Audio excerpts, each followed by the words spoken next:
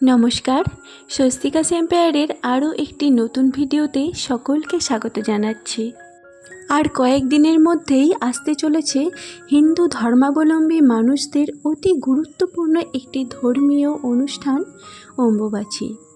অম্বুবাচী 2024 সালে কবে পড়েছে এবং কখন শুরু হবে, কখনই বা শেষ হবে, অম্বুবাচী কী, কেনই বা অম্বুবাচী পালন করা হয়, এই অম্বুবাচীতে কী কী করা উচিত ও কী কী করা উচিত নয়, এই সব কিছুই থাকবে আজকের এই ভিডিওতে। বেদ ও অন্যান্য পৌরাণিক গ্রন্থে প্রকৃতি তথা ধরিত্রীকে নারী রূপে গণ্য করা হয়। আমরা সকলেই জানি যে নারীরা রজস্বলা হলে সন্তান ধারণে সক্ষম হন। ধরিত্রী বা পৃথিবীকেও এই অম্বুবাচীর সময়ে এই রূপেই কল্পনা করা হয়। মনে করা হয় যে ধরিত্রী মা এই সময়ে ঋতুমতী হন।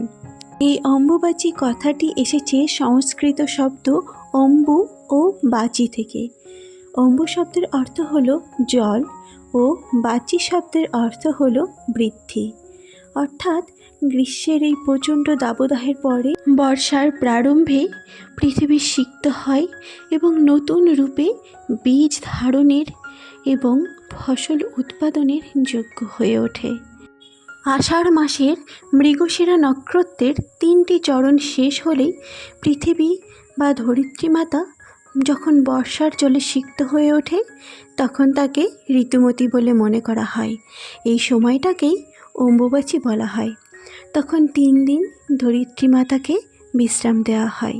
এই 3 দিন কোনো প্রকার কৃষিকাজ করা হয় না। এরপরেই পৃথিবী বা ধরিত্রী মাতা নতুনভাবে শস্য শ্যামলা হয়ে ওঠেন। সতীর 51 পীঠের একটি অন্যতম পীঠ হল আসামের কামাখ্যা। এই স্থানে দেবী কামাখ্যার যোনি পড়েছিল বলে ভক্তদের বিশ্বাস। এই অম্বুবাচীর সময় মা কামাখ্যার মন্দিরে বিশেষ উৎসব ও মেলা আয়োজিত হয়ে থাকে। বহু দূর দূরান্ত থেকে প্রচুর ভক্তের সমাগম হয় এই সময়ে মায়ের মন্দিরে। কথিত আছে যে অম্বুবাচীর শুরুর দিনই মা কামাখ্যার মন্দিরের গর্ভগৃহের দরজা আপনা আপনি বন্ধ হয়ে যায় এবং এই 3 দিন গর্ভগৃহের দরজা বন্ধই থাকে এবং এই সময় ভক্তদের দেবীকে দর্শন করতে দেওয়া হয় না। 3 দিন পরে অম্বুবাচীর নিবৃত্তি হলে দেবীর স্নান, শৃঙ্গার ও পুজোর পরে গর্ভগৃহের দরজা পুনরায় খুলে দেওয়া হয়। ধর্মীয় বিশ্বাস অনুসারে এই অম্বুবাচীর 4র্থ দিন কামাখ্যা দেবীকে দর্শন করতে পারলে ভক্তদের সমস্ত পাপ থেকে মুক্তি লাভ ঘটে। অম্বুবাচীর সময়েই কামাখ্যা মন্দির থেকে লাল জলপ্রবাহ নির্গত হতে থাকে এবং মন্দিরের পার্শ্ববর্তী ব্রহ্মপুত্র নদের জলও লাল বর্ণ ধারণ করে। এই 3 দিন মায়ের গর্ভগৃহটিকে একটি সাদা কাপড় দিয়ে আচ্ছাদন করে রাখা হয়। 3 দিন পরে এই সাদা কাপড়টি লাল বর্ণ ধারণ করে। তারপর এই কাপড়ের টুকরো কেটে ভক্তদের প্রসাদ হিসাবে দেওয়া হয়। ধর্মীয় বিশ্বাস অনুযায়ী এই সময় মা যোগনিদ্রায় মগ্ন থাকেন, তাই এই সময় মাকে স্পর্শ করা উচিত নয়। মাকে যথাসম্ভব একান্তে নির্জন বাসের ব্যবস্থা করে দেওয়া উচিত। সারা বছর জগৎ জননী আমাদের খেয়াল রাখেন, আগলে রাখেন, তাই আমাদেরও উচিত এই সময়ে মায়ের বিশেষ খেয়াল রাখা। শুধুমাত্র মা কামাখ্যা দেবীর মন্দির নয়, এই সময় আদ্যাশক্তির অন্যান্য রূপের মন্দিরগুলিও বন্ধ থাকে। চলুন এবার জেনে নেওয়া যাক এই বছর অর্থাৎ বাংলা 1431 সাল এবং ইংরেজি 2024 সালে অম্বুবাচী কবে থেকে শুরু হচ্ছে।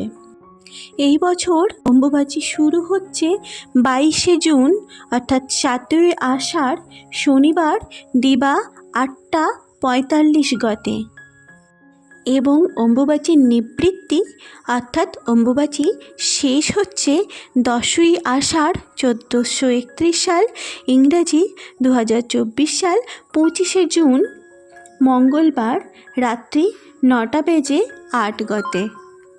এই পবিত্র অম্বুবাচীর সময় আমাদের সকলেরই উচিত কিছু নির্দিষ্ট বিধিনিয়ম মেনে চলা। চলুন প্রথমেই জেনে নিই অম্বুবাচীর সময়ে কোন কোন কাজ নিষিদ্ধ। এই সময় ভূমিকর্ষণ ও বৃক্ষরোপণ নিষিদ্ধ। বিবাহ, গৃহপ্রবেশ প্রভৃতি শুভ কাজ করাও নিষিদ্ধ। এই সময় উচ্চস্বরে মন্ত্রপাঠ, ভজন, ঘণ্টা, কাসর, ঢাক, ঢোল ইত্যাদি বাজানো একেবারেই নিষিদ্ধ। এই সময়ে কোনো প্রকার আমিষ দ্রব্য আহার করবেন না। এই সময়ে অম্বুবাচীর ব্রত পালনকারীদের, বিধবাদের, ব্রাহ্মণদের এবং যোগী সন্ন্যাসীদের পাকদ্রব্য ভক্ষণ করা নিষিদ্ধ, অর্থাৎ তারা কোনো প্রকার রান্না করা খাবার খেতে পারবেন না। তারা বিভিন্ন রকম ফলমূল, দুধ ইত্যাদি আহার করেই এই 3 দিন থাকবেন। এবার জেনে নেওয়া যাক অম্বুবাচীর সময় কোন কোন কাজ করতে পারবেন। অম্বুবাচীর সময়ে গৃহে নিত্য পূজা অবশ্যই করতে পারবেন, কিন্তু কোনো প্রকার আড়ম্বরভাবে পুজো করবেন না এবং মন্ত্র পাঠ করবেন না। কেবলমাত্র ধূপ ও প্রদীপ দেখিয়ে পুজো সমাপ্ত করবেন। অম্বুবাচীর সময়ে আম দুধ অবশ্যই খেতে হবে। গরমের সময়ের প্রধান ফল হলো আম এবং এটি পুষ্টিগুণে ভরপুর। স্বাস্থ্যমতে শরীর ঠান্ডা রাখতে আমের সাথে দুধ মিশিয়ে খাওয়া হয়। এছাড়াও সারা বছর সর্পভয় কাটানোর জন্য আমদুধ খাওয়ার প্রচলন রয়েছে। মনে করা হয় যে অম্বুবাচীর সময়ে আমদুধ খেলে 1 বছর আর সর্পভয় থাকে না। যারা আদ্যাশক্তির বিভিন্ন রূপ যথা কালী, দুর্গা, জগদ্ধাত্রী, মা শীতলা প্রভৃতি দেবীর মূর্তি বা পট পুজো করেন, তারা এই সময়ে মূর্তি বা পটটিকে লাল কাপড় দিয়ে ঢেকে রাখবেন। এই সময় মূর্তি বা পটগুলিকে স্পর্শ করবেন না। অম্বুবাচী নিবৃত্তি হলে মূর্তি বা পটগুলোকে স্নান করিয়ে পুনরায় আগের মতো পুজো পাঠ শুরু করবেন। এই সময় গুরু পূজা অবশ্যই করতে পারবেন এবং গুরু যদি কোনো নারী হন অর্থাৎ গুরুমা হন, তাহলেও তার পুজোতে কোনো বাধা নেই এবং গুরু প্রদত্ত মন্ত্র অবশ্যই জপ করা যাবে। এই সময় তুলসী গাছের গোড়া মাটি দিয়ে উঁচু করে রাখবেন। এই বছর অর্থাৎ 2024 সালে অম্বুবাচী শুরু হচ্ছে জগন্নাথ দেবের স্নান যাত্রার দিন।